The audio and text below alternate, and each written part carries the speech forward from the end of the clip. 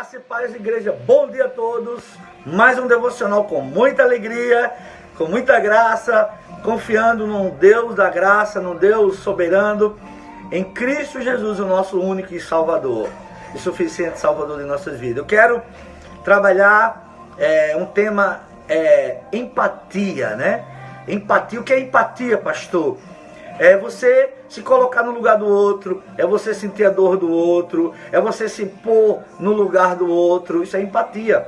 E aí eu quero trabalhar os versos de Neemias capítulo 2, verso do 1 ao 5, que diz assim: no mês de Nissan, no ano 20º do rei, uma vez posto o vinho diante dele, eu o tomei para oferecer e lhe dei. Ora, eu nunca antes estivera triste diante dele. O rei me disse: por que está triste o teu rosto? Se não estás doente, tem de ser tristeza do coração? Então temi sobremaneira e lhe respondi: viva o rei para sempre. Como não me estaria triste o rosto, se a cidade onde estão os sepulcros de meus pais estão assolada, e tem as portas consumidas pelo fogo. Disse-me o rei: que me pedes agora? Então orei ao Deus dos céus e disse ao rei: se é do teu agrado, se é do agrado do rei, e se o teu servo acha mercê diante da tua presença, peço-te que me envie a Judá, a cidade dos sepulcros de meus pais, para que eu a reedifiquem. Olha só, irmão, empatia é sentir a dor do outro. O rei se colocou no lugar de Neemias, e Neemias se colocou no lugar do povo. Como você tem vivido? Será que você tem se colocado no lugar daquele que chora, no lugar daquele que sofre, no lugar daquele que está triste, no lugar daquele que geme? Você tem se colocado? Eu quero tirar aqui algumas lições, irmão. A primeira é: o sofrimento de Israel atingiu a alma de Neemias. O sofrimento do povo de Israel atingiu a alma de Neemias. Neemias sentiu a dor, Neemias sentiu o desespero, Neemias sentiu a rejeição, Neemias sentiu a tristeza do povo de Israel. Não é? Segunda coisa, ele resolveu abrir mão de tudo aquilo e do conforto que ele tinha no rei e sofrer com o povo de Israel. Neemias abriu mão de tudo isso, irmão.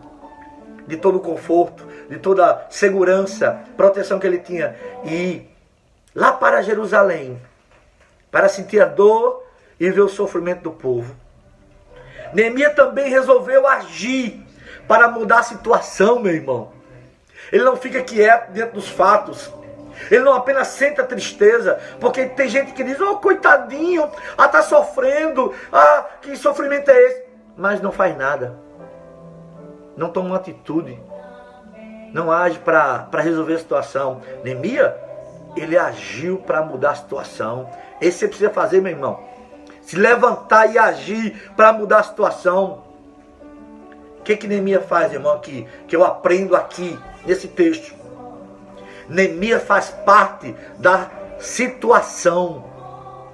Neemias faz parte da restauração. Neemias faz parte do resultado final. Aleluia. Neemias havia pedido ao Senhor em oração: Senhor, dá graça, toca no coração do rei, para que ele possa me enviar e me dar recurso, para que eu chegue lá e reedifique os muros e as portas de Jerusalém. Neemias vê aqui a atitude de benevolência do rei, porque ele orou. Ele pediu para que Deus tocasse no coração, movesse o coração do rei.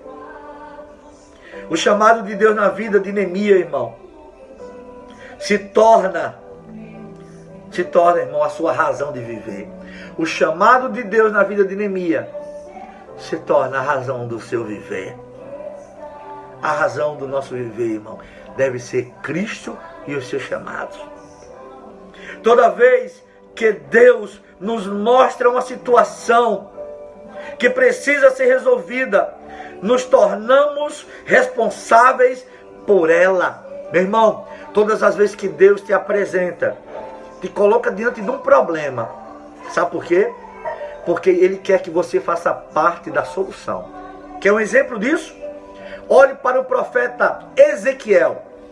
Deus leva Ezequiel para um vale de ossos secos e dá uma volta com ele, diz, olha tudo. Ele olha tudo e fica, meu Deus, impossível, né?